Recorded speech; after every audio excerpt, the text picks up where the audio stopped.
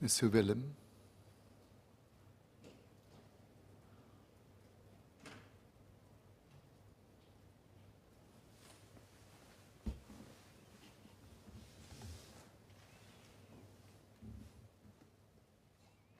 Mr. Speaker, it is sensible to consolidate the Arms and Explosives Act, Dangerous Fireworks Act, and the Corrosive and Explosive Substances and Offensive Weapons Act into a single piece of legislation. I also agree that there is a need to update the legislation to keep up with new technology and threats. The Workers' Party endorses a strict stance on weapons control, and I am in general support of the bill. Nevertheless, I would like to seek some clarifications on the provisions relating to security clearances and licensing, and on the appointment of compliance officers.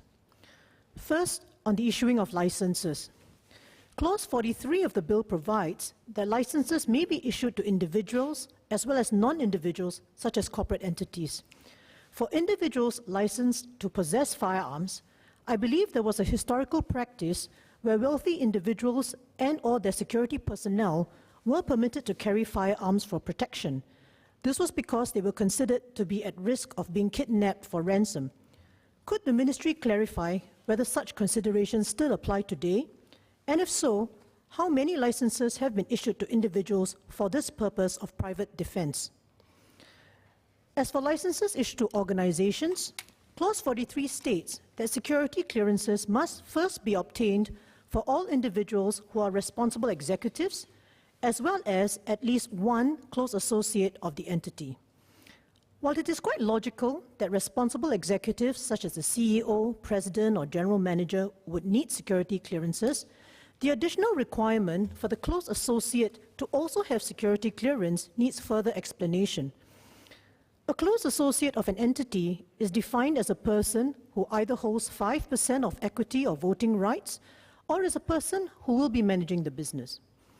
Why is it necessary to have security clearance for a 5% shareholder who may not be participating in managing the business? And if it is deemed relevant to clear shareholders, why is the bar set at only 5%, meaning that the remaining 95% of shareholders do not need security clearance? Is this meant to cater for companies whose shareholders are mainly corporations? Next, I move on to the factors considered by the licensing officer in deciding on security clearances. It is stated in Clause 45 that the licensing officer must consider various factors, including whether the applicant has participated in any criminal activity, has a history of violence or threat of violence, and whether clearing the applicant is contrary to the public interest or national security. The explicit listing of the factors is welcome for transparency.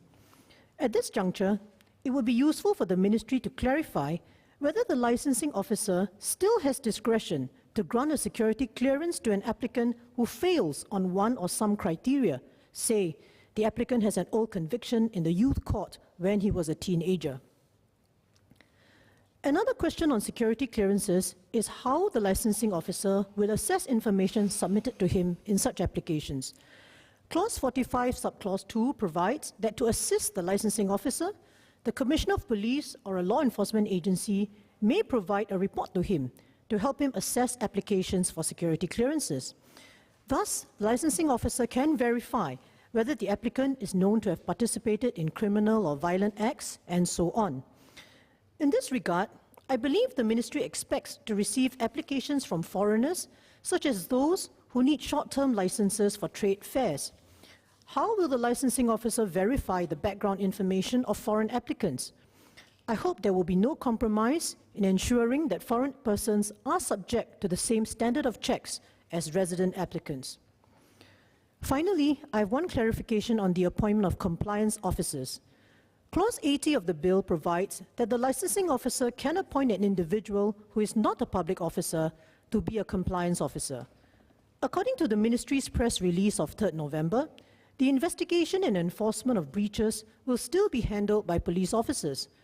I also note some restrictions on the powers of compliance officers under Clause 80, subclause 7. Nevertheless, under Part 6 of the bill, compliance officers will be empowered to check licensees for compliance, including inspection of premises, asking for information and explanations, stopping vehicles in transit, and so on. These are potentially confrontational situations at locations where guns and weapons are kept. Failure to comply with the compliance officer's directions is also an offence, punishable with a fine of up to $10,000. As the powers and responsibilities of compliance officers are thus not trivial, could the ministry explain why it decided to set the minimum age for compliance officers at only 18 years? Thank you.